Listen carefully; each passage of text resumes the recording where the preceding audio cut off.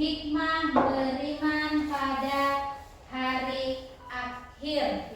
Di mana sebelumnya kita sudah mempelajari tentang apa? Perjalanan manusia pada hari akhir. Ada berapa? Ada 6. Yang pertama apa? Setelah kita meninggal, alam kubur atau alam barzah. Yang kedua, yaumul ba'ats, hari dibangkitkan manusia. Kemudian yaumul mahsyar, berkumpulnya manusia. Yang keempat, yaumul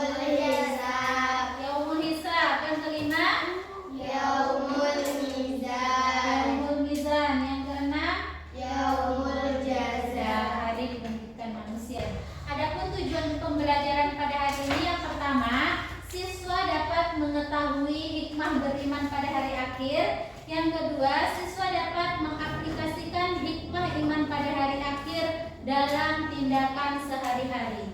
Pernahkah kalian mendengar kata hikmah? Pernah nggak? Pernah. Tahu nggak artinya apa itu hikmah? Enggak, jadi hanya dengar saja. Apa itu hikmah? Hikmah adalah pelajaran yang dapat kita ambil dari suatu peristiwa. Apa saja hikmah beriman pada hari akhir? Yang pertama, ikhlas dalam beribadah dan membantu orang lain. Karena kita tahu bahwasanya dunia ini akan berakhir. Kemudian yang kedua, selalu berhati-hati dalam bertindak. Mau melakukan sesuatu kita pikirkan, oh ini nanti efeknya gimana ya. Kita mau berbicara, oh kalau saya berbicara seperti ini temanku sakit hati nggak ya. Nah, semua itu kita harus pikirkan terlebih dahulu. Berikutnya, mengamati video kisah inspiratif dengan judul Masuk Surga dengan Meninggalkan Dengki. Kita tonton secara bersama-sama. Nah, sebelum menonton, Bu Guru sampaikan memang kalian perhatikan karena setelah menonton akan ada materi yang harus kalian diskusikan. Semua orang ingin menjadi ahli surga dan tidak sedikit yang mendapatkan surga tertinggi. Berikut ini adalah kisah sahabat Nabi penghuni surga yang layak kita jadikan pelajaran berharga. Amalannya biasa saja, bukan ahli tahajud dan bukan ahli sedekah, tetapi kesolehan batin yang menjadikan ahli surga sebagaimana disebutkan oleh Nabi Muhammad SAW.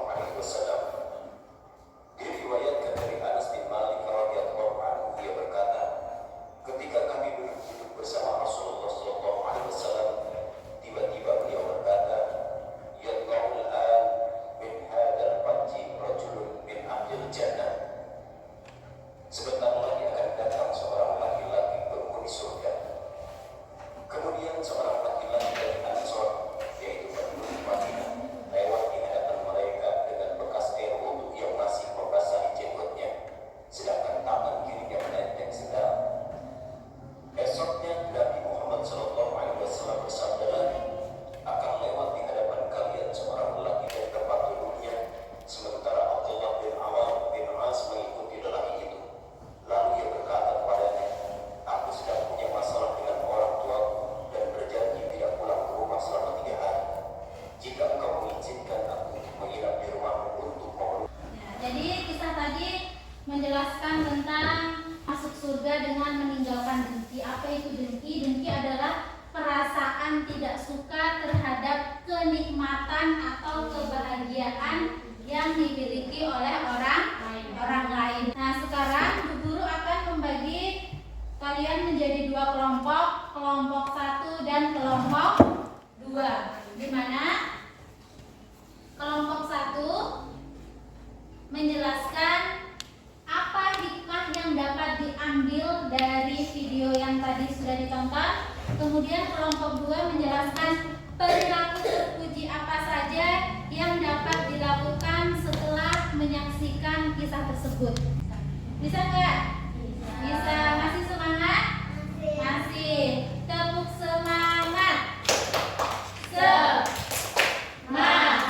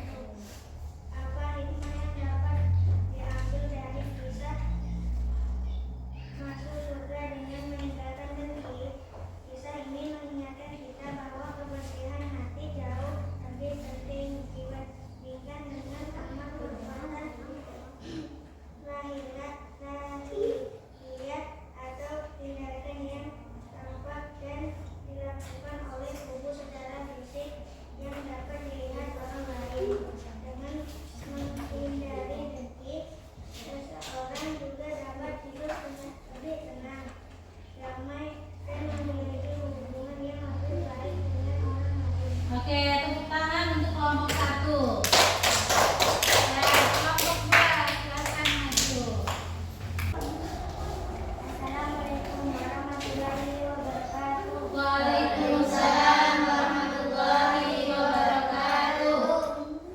Saya mewakili kelompok 2 akan mempresentasikan hasil diskusi perilaku terpuji apa saja yang dapat dilakukan setelah menyaksikan kisah masuk surga dengan meninggalkan dengki. Pertama, membersihkan hati dari iri dan dengki. 2, bermaaf-maafan dan menjaga hubungan baik. 3, menumbuhkan rasa syukur.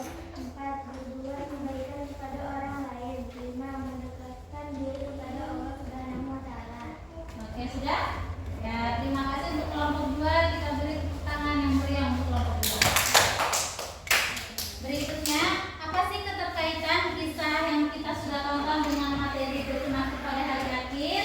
Jadi, keyakinan bahwa kehidupan setelah mati adalah kenyataan yang pasti dan kita akan mempertanggungjawabkan semua amal perbuatan di dunia. Nah, dengan meninggalkan dengki dan menjaga hati adalah bagian dari tata cara hidup yang baik sebagai persiapan menuju akhirat.